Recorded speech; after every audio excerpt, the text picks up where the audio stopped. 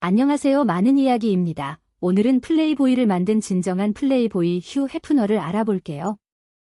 여러분, 휴 해프너를 알기 전에 그의 어린 시절부터 시작해볼게요. 1926년 4월 9일, 미국 일리노이주 시카고에서 태어난 휴 마스턴 해프너는 보수적인 중서부 메소디스트 가정에서 자랐어요. 아버지 글렌 루시우스 해프너는 회계사, 어머니 그레이스 캐롤라인은 교사였죠. 그의 부모는 네브래스카 출신으로 스웨덴, 독일, 영국 혈통을 가진 엄격한 청교도 가정이었어요. 집안에선 술도, 욕도, 섹스에 대한 대화도 금기였죠.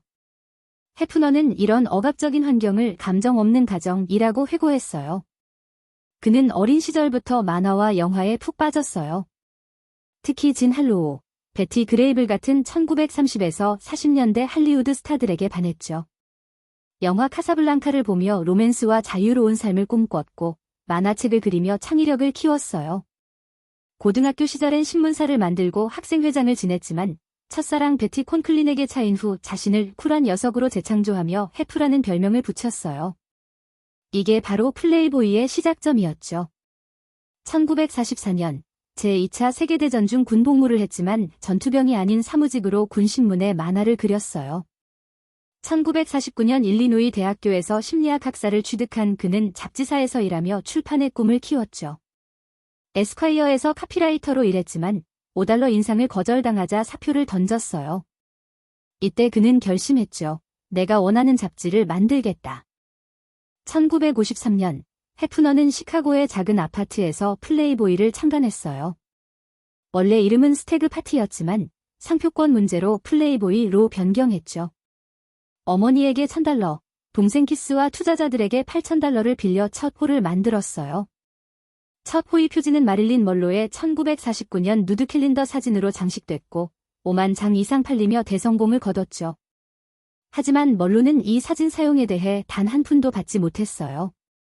플레이보이는 단순한 남성 잡지가 아니었어요. 해프너는 젊은 도시 남성을 위한 라이프 스타일 잡지를 목표로 섹스뿐 아니라 문학, 예술, 철학을 담았죠. 잭 케루악, 레이 브래드버리, 마거릿 애트우드 같은 작가들의 단편소설과 알렉스 헤일리의 인터뷰, 마틴 루터 킹 주니어, 말콤 X 등을 실으며 지적 매력을 뽐냈어요. 특히 1955년 찰스 보몬트의 소설 더 크로키드만은 동성애가 표준인 세계에서 이성애자가 박해받는 이야기를 다뤄 논란을 일으켰죠. 해프너는 이성애자를 박해하는 게 잘못이라면 그 반대도 잘못이라며 성소수자 권리를 옹호했어요. 1960년대 플레이보이는 700만 부에 달하는 판매고를 기록하며 세계에서 가장 성공한 남성 잡지로 자리 잡았어요. 해프너는 플레이보이 클럽을 열어 프라이빗 키 멤버십을 통해 인종차별 없는 공간을 만들었고 재즈 아티스트 엘라 피츠제럴드, 코미디언 딕 그레고리를 초대하며 다양성을 강조했죠. 그는 TV쇼 플레이보이즈 펜트하우스 1959년에서 60년와 플레이보이 애프터 다워 1969년에서 70년을 통해 세련된 배철러 라이프 스타일을 전파했어요. 해프너의 삶은 플레이보이 맨션에서 절정을 이뤘어요. 시카고와 라의 맨션은 그의 성적인 유토피아로 수영장, 동굴 같은 스파, 그리고 끝없는 파티로 유명했죠. 그는 실크 파자마를 입고 파이프를 물며 플레이보이 철학을 실천했어요. 이 철학은 자유로운 섹슈얼리티, 소비문화, 그리고 개인의 해방을 강조했죠. 하지만 이곳은 단순한 파티 장소가 아니었어요. 많은 여성들이 맨션에서의 삶이 통제와 착취로 가득했다고 폭로했죠. 1963년 그는 제인 맨스필드의 누드 사진을 실은 혐의로 음란물 유포로 체포됐지만 배심원단의 의견 불일치로 무죄를 받았어요. 1970년 그는 급진적 페미니스트들이 플레이보이의 로맨틱한 남녀 사회를 반대한다며 페미니즘을 비판하는 기사를 실었고 이는 큰 논란을 낳았죠. 페미니스트들은 그를 여성을 성적 대상화한다고 비난했지만 그는 여성의 섹슈얼리티 해방을 옹호했다고 주장했어요. 이제 여러분이 가장 궁금해할 부분, 해프너의 러브 스토리. 그는 수많은 여성들과 연애하며 플레이보이라는 별명을 몸소 증명했어요. 그의 관계는 단순한 로맨스가 아니라 플레이보이 브랜드와 얽힌 복잡한 다이내믹을 보여줬죠. 주요 여성들과의 이야기를 하나씩 살펴볼게요. 해프너의 첫사랑은 밀드레드 밀리 윌리엄스였어요. 1949년 그는 노스웨스턴 대학 동기인 밀리와 결혼했죠. 하지만 밀리는 해프너가 군 복무 중일 때 불륜을 저질렀다고 고백했고, 이는 그에게 큰 상처를 남겼어요. 그는 그녀가 내 첫 여성이었는데 배신당했다고 회고했죠. 두 사람 사이엔 딸 크리스티, 1952년생, 훗날 플레이보이 CEO와 아들 데이비드, 1955년생가 태어났지만 플레이보이의 성공과 해프너의 방탕한 생활로 1959년 이혼했어요. 밀리는 이후 조용히 살았고 해프너는 그녀는 좋은 사람이었지만 내 삶과 맞지 않았다고 말했어요. 이혼 후 해프너는 플레이보이 플레이메이트들과 자유로운 연애를 즐겼어요. 그는 내가 원하는 삶을 살기 시작했다며 바비 벤턴과의 관계가 특히 유명했죠.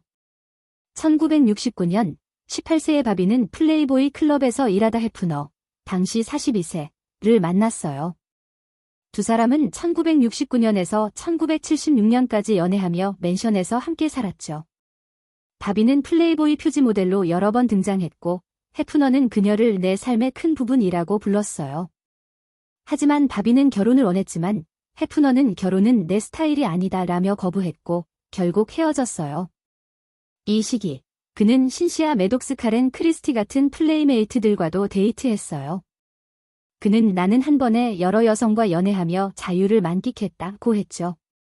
하지만 일부 여성들은 해프너는 매력적이지만 통제적이었다며 맨션에서의 삶이 자유롭지 않았다고 폭로했어요. 1989년 해프너는 kimberly 콜레드와 두 번째 결혼을 했어요. kimberly는 1988년 플레이메이트로 26세의 나이에 63세의 해프너와 결혼했죠.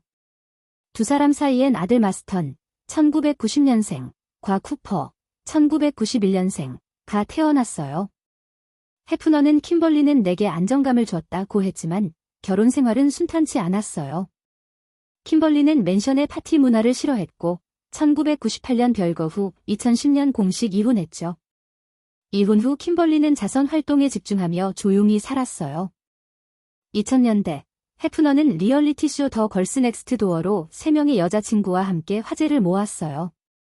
홀리 메디슨, 브리짓 마커트, 캔드라 윌킨스는 맨션에서 함께 살며 그의 공식 여자친구로 불렸죠. 이 쇼는 맨션의 화려한 삶을 보여줬지만 뒷이야기는 달랐어요. 홀리 메디슨, 홀리는 2001년에서 2008년까지 해프너의 넘버원 여자친구였어요. 그녀는 결혼과 아이를 원했지만 해프너는 이미 아이가 넷 있다며 거부했죠.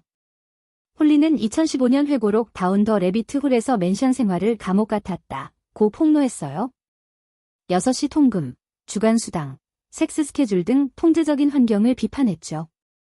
브리짓 마커트, 브리짓은 2002에서 2009년까지 함께했으며 쇼에서 유쾌한 성격으로 사랑받았어요. 그녀는 해프너를 친절한 사람이라고 옹호했지만 맨션의 엄격한 규칙은 인정했죠. 캔드라 윌킨슨, 19세의 맨션에 입성한 캔드라는 2004에서 2009년까지 머물렀어요. 그녀는 해프너는 나를 가족처럼 대해줬다고 했지만 나중엔 그의 나이 때문에 깊은 로맨스는 없었다고 털어놨어요. 이 셋은 2008년에서 2009년 사이 차례로 맨션을 떠났고 쇼는 시즌 6으로 막을 내렸어요. 2012년 해프너는 86세의 나이에 26세의 크리스탈 해리스와 결혼했어요. 크리스탈은 2008년 맨션 파티에서 만나 2009년부터 여자친구로 지냈죠. 2011년 결혼 직전 크리스탈이 도망쳤지만 2012년 다시 화해해 결혼했어요. 크리스탈은 2024년 회고록 온니세이 고드싱즈에서 해프너는 나르시시스트였고 상처받은 여성들을 선택해 조종했다고 폭로했어요. 그녀는 맨션의 엄격한 규칙, 통금, 수당, 바이아그라로 인한 성생활 문제 등을 비판하며 내가 갇혀 있었다고 했죠. 하지만 해프너는 그녀를 내 인생의 마지막 사랑이라고 불렀어요. 해프너는 성혁명을 이끈 영웅으로 칭송받았지만 비판도 만만치 않았어요. 페미니스트들은 플레이보이를 여성을 상품화한다고 비난했고 글로리아 스타이넘은 1963년 플레이보이 클럽에서 잠입 취재 후 버니들은 착취당한다고 폭로했죠. 홀리 메디슨과 크리스탈 해리스 같은 전 여자친구들은 맨션의 통제적인 환경을 고발하며 해프너가 자유를 내세웠지만 실제로는 여성들을 통제했다고 주장했어요. 해프너는 이에 대해 나는 여성을 해방시켰다며 반박했어요. 그는 플레이보이는 여성의 섹슈얼리티를 자연스럽게 받아들이도록 했다고 주장했죠. 하지만 그의 이상적인 여성은 늘 젊고 금발이었고, 이는 그가 1940년대 핀업걸, 베티 그레이블 등에 뿌리를 둔 사랑지도, 러브매프에서 비롯됐다고 했어요. 2010년대, 플레이보이는 인터넷 포르노의 등장으로 쇠퇴했어요. 2015년, 해프너는 누드를 없애겠다고 선언했지만, 반발로 2017년 복구했죠. 그는 2016년 아들 쿠퍼에게 창의적 통제권을 넘겼어요. 2017년 9월 27일, 그는 LA 플레이보이 맨션에서 91세로 사망했어요. 쌓이는 신부전과 폐혈증이었죠. 그의 죽음은 전 세계적으로 보도됐어요. 누군가는 그를 성혁명의 선구자로, 누군가는 착취의 상징으로 기억했죠. 플레이보이 제국은 여전히 존재하지만 과거의 영광은 많이 퇴색했어요. 휴 해프너의 아내들의 근황, 2025년 기준 크리스티 해프너, 플레이보이 CEO, 1988년에서 2009년을 지냈으며 현재 자선 활동에 집중하고 있어요. 바비 벤턴, 배우와 가수로 활동 후 은퇴, 현재는 부동산 사업에 종사하며 조용히 살아요. kimberly 콜레드, 이혼 후 자선 활동과 육아에 집중, 공식 석상에 거의 안 나와요. 홀리 메디슨, 회고록 출간 후 리얼리티 스타로 활동, 2025년엔 팟캐스트와 예능에 출연 중. 크리스탈 해리스, 2024년 회고록 출간 후 작가로 활동하며 맨션의 어두운 면을 계속 고발하고 있어요. 휴 해프너는 성혁명을 이끈 아이콘이자 논란의 중심이었어요. 그는 자유로운 섹슈얼리티와 소비 문화를 전파했지만 여성 착취와 통제라는 비판도 피할 수 없었죠. 그의 러브스토리는 플레이보이 브랜드만큼이나 화려했지만 그 이면엔 복잡한 권력 다이내믹이 있었어요. 여러분은 해프너를 어떻게 생각하시나요? 영웅일까? 악당일까? 댓글로 의견 나눠주세요. 구독, 좋아요, 알림 설정 잊지 마시고 다음 영상에서 만나요.